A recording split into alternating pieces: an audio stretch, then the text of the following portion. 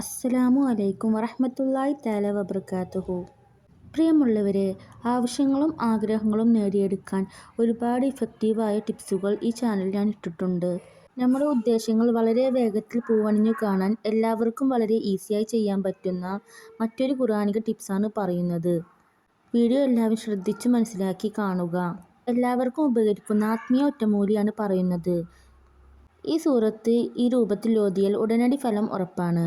ആർക്കും വളരെ ഈസിയായി ചെയ്യാം.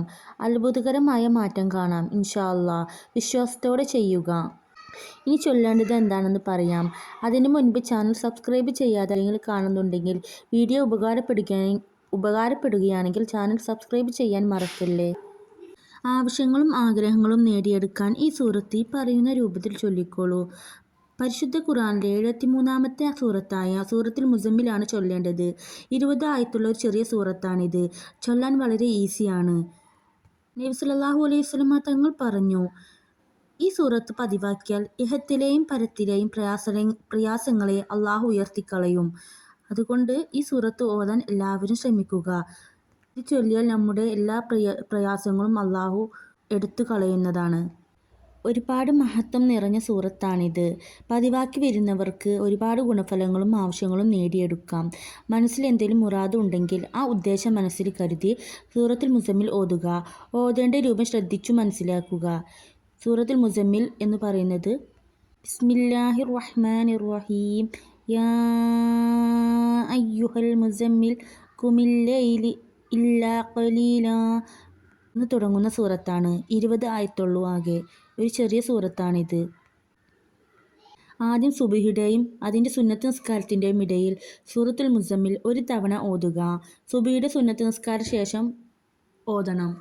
സൂറത്തുൽ മുസമ്മിൽ 9-ാമത്തെ ആയത്ത് എത്തുമ്പോൾ, അതായത് ആയത്ത് പറയാം.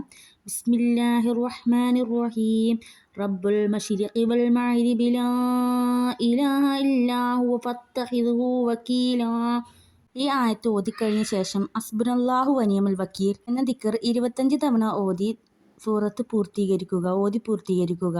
ഈ രീതിയിൽ സുബ്ഹി നിസ്കാര ശേഷം 2 തവണയും ളുഹർ നിസ്കാര ശേഷം 2 തവണയും അസ്ർ നിസ്കാര ശേഷം 2 തവണയും മഗ്രിബ് നിസ്കാര ശേഷം 2 തവണയും ഇശാ നിസ്കാര ശേഷം 2 തവണയും സുബ്ഹിക്ക് മുമ്പ് 1 തവണയും ചൊല്ലുക.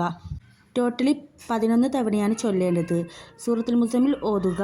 എന്നിട്ട് സൂറത്തുൽ മുസമ്മിലെ 9-ാമത്തെ ആയത്ത് എത്തുമ്പോൾ ആ ആയത്ത് ഓതിക്കഴിഞ്ഞ ശേഷം ഹസ്ബുനല്ലാഹു വനിഅമൽ വക്കീൽ എന്ന ദിക്ർ 25 തവണ ഓതി സൂറത്ത് പൂർത്തീകരിക്കുക. ഓതിക്കഴിഞ്ഞ ഉടനെ ദുആ ചെയ്യുമ്പോൾ ചൊല്ലിയതിൻ്റെ പ്രതിഫലം മുത്തുനബിയുടെയും മറ്റു അംബിയാ മുർസലീങ്ങളുടെയും പ്രത്യേകിച്ച് മൗലാന ജലാലുദ്ദീൻ മുഹമ്മദ് റൂമി റഹിമഹുല്ലാ അവരുടെ ഹളറത്തിലേക്കും ഹദിയ ചെയ്യുക.